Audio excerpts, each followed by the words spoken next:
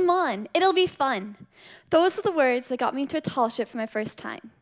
Imagine a pirate ship, its masts stretching to the sky and its sails fluttering in the warm breeze. If you've ever seen Pirates of the Caribbean, any of those ships would be a fairly good example. Now, the first time I went, my friend dragged me onto an 89-foot, landlocked tall ship down in a little bay in Quebec. I didn't want to go initially, but I grew to love it. Down the dock, uniformed crew members buzzed around. They moved like parts on a well-oiled machine. Each of them had a job, a function, a purpose. When the other trainees and I were ready to go, they lined up by rank in their crisp white uniforms and epaulettes and led us on board. The ship seemed huge. They showed us around the deck, and then they brought us below decks. We went through a dimly lit chart house to a staircase. There were bunks lining the sides of the ship, and a wardroom complete with a table, a window to the galley, and a fireplace. It was remarkable. The lengths people gone to make it look authentic were breathtaking. Next, we went up in the rigging. In harnesses attached to wires, we climbed up the shrouds like spiders on a web. I came to a platform midway up, called the foretop, and paused. It was high, really high. The mast in total was nearly 60 feet high, and I was only a portion of the way up. I felt a drive to go higher. There was a challenge to be faced, an itch that demanded to be scratched.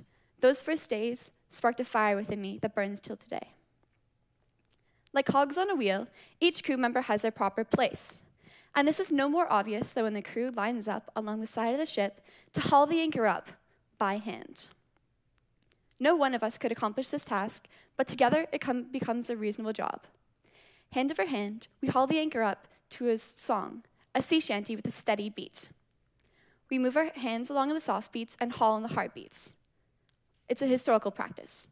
Haul, rest. Haul, rest. In South Australia, I was born. Haul, rest. Haul, rest. When I was in grade 8, I went through a difficult period in my life. I missed months of school, and I almost gave up.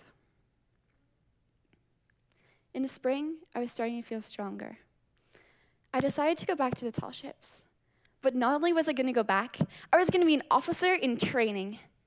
Sailing in the sun, I had a happy few days before I relapsed into illness and had to leave. People were sad to see me go, and I was sad to go. I really felt I had found my place. Here, I was strong. So I went back. After 2 years of training, studying for certifications and practical exams, I achieved my own goal, to become part of the crew. Now, this took some work. I had to learn skills to work in a group following the chain of command. I had to learn if there was a problem I couldn't fix, I would look to my superiors and learn how to fix it for next time. I learned how to splice a line, to tie several knots, and to strike a sail. I was inspired. I was ready to meet the challenge, whatever came my way. Each crew member is encouraged to grow. We're given a different job, and each of us is groomed towards being the best we can be at that job. There's a bosun who's in charge of maintenance in the engine. There's a watch officer who's in charge of a batch of trainees, a petty officer who reports to the watch officer, and a mate and captain who are in charge of management, safety, and the ship itself. I once had this captain who I found inspiring. He had tricks in his back pocket that boggled the mind, like throwing a rope in a certain way so it formed a knot midair. He was really smart and made science seem theatrical. One of the things he showed us to do was to predict a storm. He gathered me and the trainees on a cliff and pointed to it. 5 minutes, he said. 5, 4, 3, 2, 1. 30 seconds left, and a drop fell on my face, and another and another. We were amazed. This started our first impromptu weather lesson.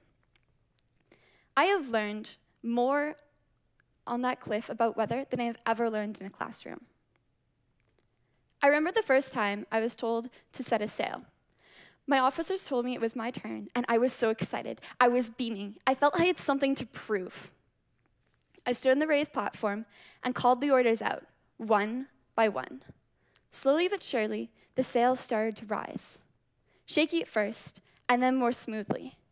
In its proper place, it filled with wind. I was beaming. I was so excited. I felt I had accomplished my task. There was a challenge set before me, and I had met it.